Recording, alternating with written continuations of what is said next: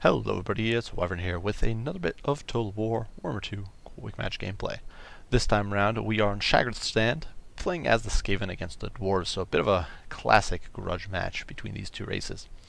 I decided to do something a little cheesy here, and we're rolling with the Bombardiers, who I think are a bit of a risky pick just because of the way in which a Rude Lord can really screw them over.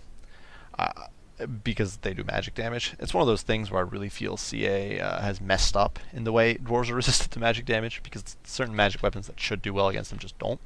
But regardless, before I derail too much, I did want to give another shot to the Deathglow Bombardiers, and I've been having some fun with them, even if they're maybe not necessarily the most competitive, and figured, once again, why not against the Dwarves? Now, it was a more open map, so what I decided to do, and perhaps a little silly here, I brought 2 Warlock Engineers, and on each of them, the only spell I brought was Skitter Leaf. So I figured that I'll get the cloak if I need to, and I'll just march them up under cover of the stock if my opponent starts shooting at them. In retrospect, probably not the smartest idea. I probably should have definitely brought at least one combat spell like Warp Lightning or Death Frenzy, but oh well. Hindsight's 2020. What can you do? It was for fun. Quick Headtaker, another silly choice here, but pretty competitive in the Dwarf matchup because you got armor debuffs, which will help the Stormman. And he's got Stand Your Ground, he's got Dwarf Gouger, he does have Trophy Head, so all in all he's just very, very solid. Front line, 3 units of Stormmen that I can't even highlight all 3 of them. Sword and Board variant, and one of the cool things, of course, is that Warlock Engineers offer a 12% missile block chance with one of their abilities here, the Shadow Magnet. So that puts these Stormmen up to 47% chance to block, which is, of course, very, very good for us. Elsewhere, we do have some clan rats just to extend our front line, get a little more width, and then for even more width, we do have Skaven Slave Spears and Skaven Slaves making up the flanks. 2 Deathglow Bombardiers making up a bit of a bunker-busting contingent, and then 2 Night Runners with slings to suppress some enemy shooting and provide a little bit of support against gyrocopters. Finally, in the back, we do have a single Doom Wheel to provide fear, terror, general harass, and all that sort of stuff. Of course, the Warlock Engineers both have Warp Shard armor, in case you were worried I did not bring that. Of course I did. Of course, that's a Mortis Engine effect that it only has a 30-meter radius rather than the usual 40 for most things, but still a very, very potent ability that's going to help me win the front line fight if my opponent brought, say, Iron Breakers. For this to build, for my opponent's build, front line of miners with blasting charges, never a bad choice against the Skaven, just because of how many units the Skaven have that are very bad against miners. Backed by a front line of Longbeards. Once again, not a terrible choice. Units that are very tough to crack. And then these guys are backed by a firing line of 3 Thunderers. Behind that, 2 Slayers to provide some anti-large. Obviously, Slayers are very solid. I do think Dragonback Slayers are the way to go, but my opponent here might not have had the DLC, just because there's no Regiments of Renown in this army. I kind of figure he might not have the DLC, but definitely Slayers will still do rather well against the rats. One of the big problems here, though, I would say is that Thunderers, while definitely very solid, you might be better off just bringing Bugman's Rangers in some cases. Of course, the Doom Wheel can be a bit of a problem otherwise. For his firing line here, my opponent did bring a Grudge Thrower, or 2 Grudge Throwers to be exact, and they're already chipping away at my Stormmen. And finally, he does have a Lord, very cheap choice. He does have the, I forget the Star Metal Plate, which is great melee attack debuff, Foe Seeker, and Stand Your Ground. And then a Runesmith with all of his runes, as well as the Hammer of Karak-Draz, which actually, this is one of the few matchups where I actually think Rune of Oath and Steel is decent, just because Skaven have quite a few armor debuffs of their own, and most importantly, Wither. He does actually have the Master of Groth One Eye, which I don't really think is worth it. With Longbeards on the field, with most of your units either being fairly disposable, or unbreakable, or near unbreakable, I don't really think it's worth. But maybe that's just me. Maybe you guys have had a good experience with it. Regardless, my Doom Wheel here is going to run ham through the miners' blasting charges. Doom Wheel functions much like Heroic Chariots because its weapon strength is so high. I'm sure it's not quite on the level of some higher-end chariots. It's at 270 weapon strength rather than, say, the 300 of most Heroic Chariots or 400 plus of most Lord Chariots, but it's still very strong, and it's going to be killing multiple models with every impact here, or at least a few models. And it's going to help break these miners very, very quickly, and of course it denies them the chance to throw the charges.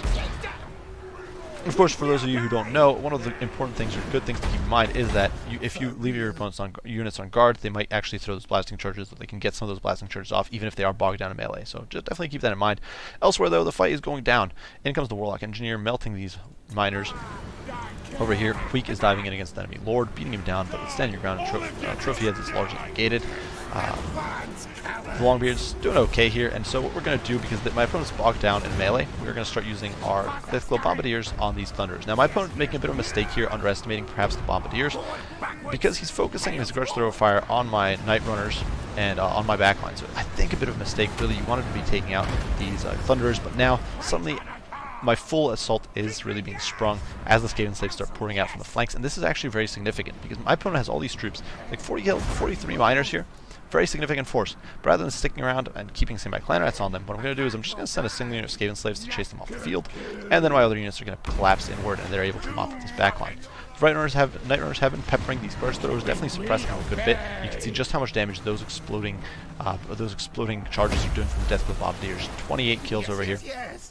We look at the other one over here, 36 kills. My opponent belatedly realizing that they're a threat with his Thunderers here, but too little, too late. They're really not going to be able to win this exchange. Income, you can see this purple hail of disgusting gas just destroying the Dwarves and the Thunderers. Although for now they've got some HP, they're not going to be able to hold out. You can see more and more of those orbs of destruction, just destroying them and wiping out some of those poor Dawi souls and forcing them to rout. If we take a great overarching look, we can see that at this point my opponent has essentially buckled everywhere.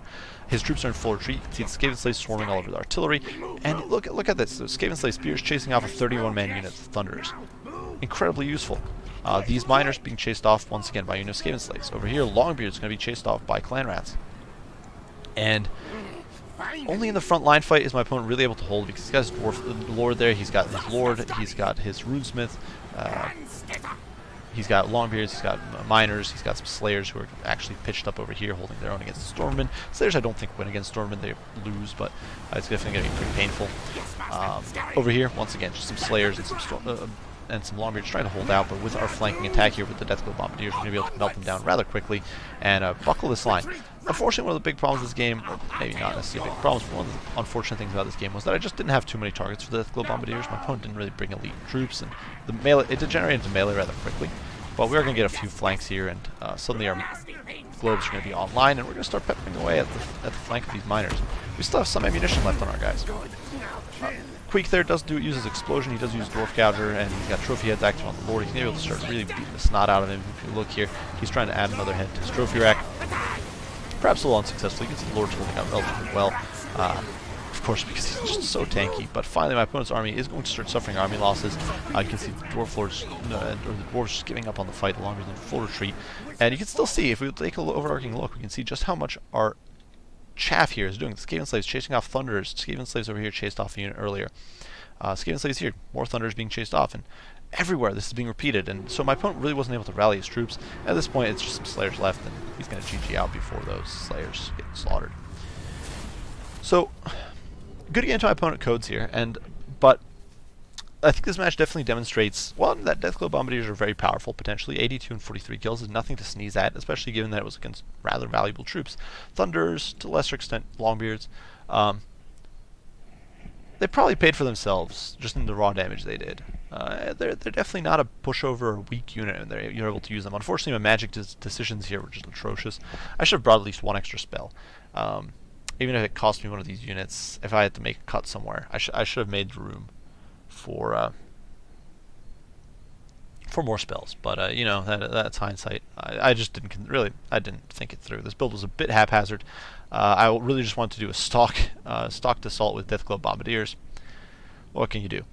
But you can see the Skaven. One of the cool things about Skaven is that if you can start forcing breaks, if you can start forcing your opponent to rout in certain areas, you can then send your cheap trash troops to chase those units off the map. Even if it's a unit of miners with blasting charges, that's a 400 gold unit being chased off by a 125 gold unit of Skaven slaves.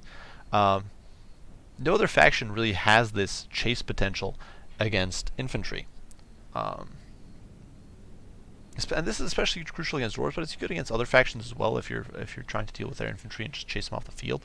Especially if you've already dealt with their cavalry or something, or their cavalry isn't in a good position to protect those units. Skaven slaves can really cost-effectively chase units off the field. And it definitely shows you. A lot of them got ridiculous kill counts. You should never see Skaven slaves with 40 kills. It's ridiculous, but that just came from pursuing. Clan Stormmen do rather well for their cost. One of the things I don't know if people realize is that Stormmen, despite their rather low stats on paper, will absolutely devastate Like they will decisively beat units like Longbeards and Chaos Warriors and those sorts of units just because of their high model count. Gut Runners, or the Night Runners, did rather well, of course. Doom Wheel, of course, an absolute terror. And Queek, dueling, did well. The Warlock Engineers draining HP away is what they do. For my opponent's build, I assume he does not have the Regiments of Renown or the DLC, so that is what it is. But you can, I definitely think even without the DLC, I think there's some things you could do differently on with this composition. I don't really think, I'm not really that fond of Grudge Throwers in this matchup. I think you're better off with Cannons. And I dump some of the Thunders in favor of Quarrelers, I think, is what I'd do. Thunders are rather expensive, and for the vast majority of Skaven troops, you don't need them. The Cannons will give you a shot against enemy artillery, which is very nice. I think that's really the main suggestion I'd have there, because otherwise it's a fairly well balanced build. The Lord's a pretty cheap choice. Not sure I'd like him, but trying to cut corners, it works. I just think there was a little too much underprotected shooting to win out. You definitely need to bring enough tools to cover everything. Regardless, good game, as I mentioned. If you enjoyed it, guys, be sure to like and subscribe and comment. And I appreciate your guys' input. So yeah, as usual, guys, comment. I'll do my best to respond as soon as I can. I do take your guys' ideas and your suggestions and your requests seriously, and if anything that helps me improve this channel and deliver what you guys want to see and improve your guys' viewing experience, I appreciate any such advice. So, as usual, I do thank you all for watching, and I will see you all in the next one. Bye for now.